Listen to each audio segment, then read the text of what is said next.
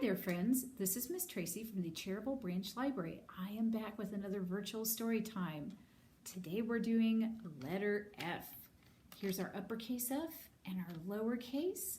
F makes a f sound, and I have some fun things in the bag for us. This first thing is what you would throw on a field. We have a team that plays this. They're the Carolina Panthers. And I think that's probably all you need to know. Did you say it's a football? That's right. That one was pretty easy, wasn't it? It's a letter F, football. Also goes with today's theme. We'll get to that in a minute. This next thing is something you might have in your house, or you might have a version of it out in your backyard. You put logs in it, and you strike a match to get it started. Do you know what that is? Not the thing not the thing you're not supposed to touch, but the thing that goes in. I know it's hard to give a clue like that. Did you say it's a fireplace? Yes, the fire goes in the fireplace. See, I can't say fire, that would give it away. But yes, you might have a fireplace inside your house, and you usually burn wood in it. You might have a fire pit out in your backyard. Same thing. You usually put logs and things in it. So fire. This is the season when it starts to get cooler and you want to have a fire. This last thing is something that I think we've had lots of fun with in story time before. And you might see them outside, real ones. I have some not real ones because I'm not supposed to bring real ones into the library to play with, but they can be all sorts of colors. They come off of trees. Do you know what that is? I bet you do. Did you say falling leaves? There they go. There's my leaves. See? Like that? Falling leaves. And that's what we're going to do today is fall. Fall is definitely a letter F word because it is fall now, isn't it? Yeah, we've got lots of trees changing colors of leaves. And the leaves are coming off the trees, and that's what happens, falling leaves. So I thought we'd start off with a flannel board about 5 little leaves. We'll just jump right in. So you notice, yes, we have 5, and you'll notice we have different colors. And do they all look like they're the same shape? That's right, just like real leaves, some of them have very smooth sides, and some are kind of rough and jagged. And then I've got these that have smooth to them, but they're not as smooth as this. So I have my 5 little leaves, and yes, different colors. So 5 little leaves on the tree next door.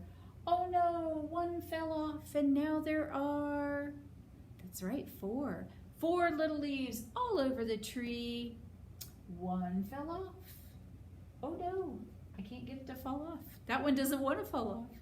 And now there are, that's right, there's 3. There's always at least one stubborn leaf every year, right? 3 little leaves when the wind blew. Let's go. Blow real hard. Oh no, one fell off. And then there were 2, that's right, 2 little leaves sitting in the sun. Oh, but one fell off. And then there was, that's right, now we've only got 1. 1 little leaf in the tree all alone. Ready? The wind blew and blew. Blow real hard. Oh, and now there are none. Do you remember what colors we had? That's right, we had a brown leaf, and we had a yellow one. We had a nice green one. That one must have still been thinking it was summer. And we had red. And we had orange, that's right. So one of the books I always like to read this time of year is Mouse's First Fall. This is by Thompson and illustrated by Buket Erdogan, I think is how you say the name. Apologies in advance to the illustrator. But Thompson does a lot of mouse books. Mouse's First Fall, Mouse's First Spring, Mouse's First Halloween, and these are always a lot of fun. Mouse tends to go out usually with his big sister Minka. Sometimes he goes out with dad or mom, but typically Minka is his partner in crime. And yes, you'll notice there are different colored leaves on the cover of the book, right? Yeah.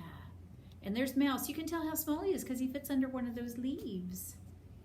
So speaking of a mouse, we did Little Mouse, are you in the whatever colored house, right? Well, I found a great story time flannel about a bird in a tree. And it made a lot of sense to do it because it's talking about the different colored leaves. So we have to see if we can find our bird. Now, what colored leaves do you think we're going to have on the trees? Guessing some green ones? Could be. What about, yeah, I think we might have some orange, maybe some red. Let's see what color our trees are. Oh, those are some pretty trees, aren't they? And you're right, we did have those colors. We have yellow and brown and red. There's a green tree who still thinks it's summer, and we have some orange. So our bird is a bluebird, and we're going to see if we can figure out where the bluebird is. So bluebird, bluebird, where could you be? Are you hiding in the brown tree? Let's see, are we in the brown tree? No, we are not. Bluebird, bluebird, where could you be? Are you hiding in? What about the orange tree? Let's try that one. No, not in the orange one either. Bluebird, bluebird, where could you be? Are you hiding in the yellow tree? That's a good big tree. I bet the bluebird's in the yellow tree. I would be wrong. Bluebird, bluebird, where can you be? Are you hiding in the green tree? I feel like the bluebird wants to still be in spring. Oh, I think we know where the bird is. Bluebird, bluebird, where could you be? Are you hiding behind the red tree? And there is our bluebird. So the bluebird picked the red tree. I think that was kind of neat. I like that red tree a lot. That was really pretty, wasn't it? So one of the books that I like to read too is called Autumn Leaves. This is by Ken Robbins. This is one of our nonfiction books. You can tell by the numbers and the, oh, turn it the other way. You can tell by the numbers and the letters on the spine. I like to pull this one out because it has some realistic pictures of real trees and also what real leaves look like. And there's lots of different trees in this one. So for example, you've got the smoke tree, and there's a ginkgo leaf. You get to explore lindens and sassafras and sweet gum and red oak and fernleaf beech, lots of different ones. And of course we end up with, there's a pretty maple leaf right there. So it's a really good book to read if you want to pull in some nonfiction, real life stuff. So I think we should do something about more leaves. I'm stuck in the leaves. So we taught, remember at the beginning I have my leaves that were falling, so how about we do that? This has some motions with it, and of course it's called Autumn Leaves Are Falling Down. So autumn leaves are falling down, falling down, falling down. Autumn leaves are falling down on the sunny day.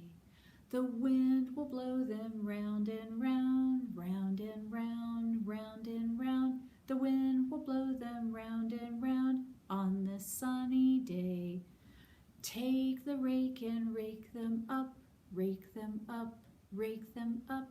Take the rake and rake them up on this sunny day. Now let's jump into the pile, to the pile, to the pile. Now let's jump into the pile on this sunny day. And then you should act like you're jumping the leaves. And what would you say? You'd go, whee, when you jump in, right? That's always a lot of fun. I always love to watch dogs jump into leaves. They're so happy. So speaking again of falling leaves, Fall Leaf Fall by Zoe Hall and illustrated by Shari Halpern. Another great book about fall. In fact, that's what made me think of the dog. And this is a really great one to read with the young kids. Talking again about what sort of things do you see when fall comes around? Because that is important to know. Why do the seasons change and how do you tell how they change? I am not originally from North Carolina. I'm sure you could have guessed that already. And where I grew up in Indiana, we had a fairly long fall season and some really gorgeous colors.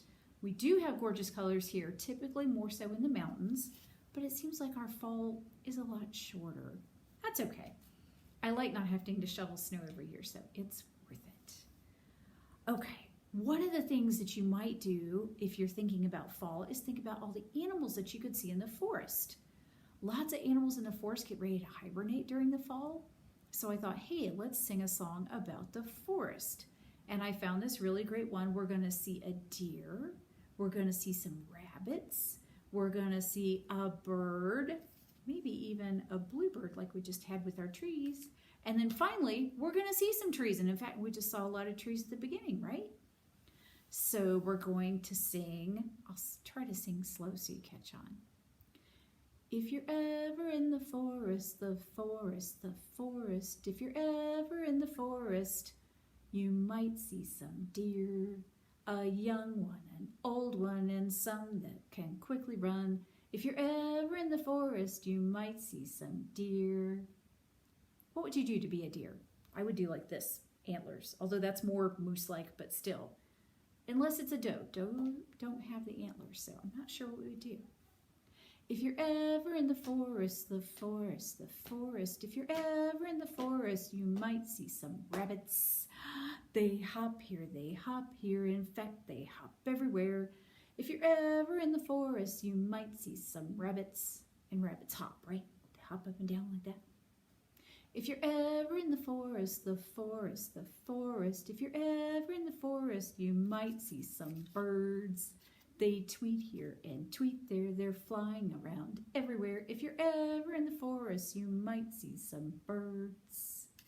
And if you're ever in the forest, the forest, the forest, if you're ever in the forest, you might see some trees. There's tall ones and short ones and young ones and old ones. If you're ever in the forest, you'll surely see some trees.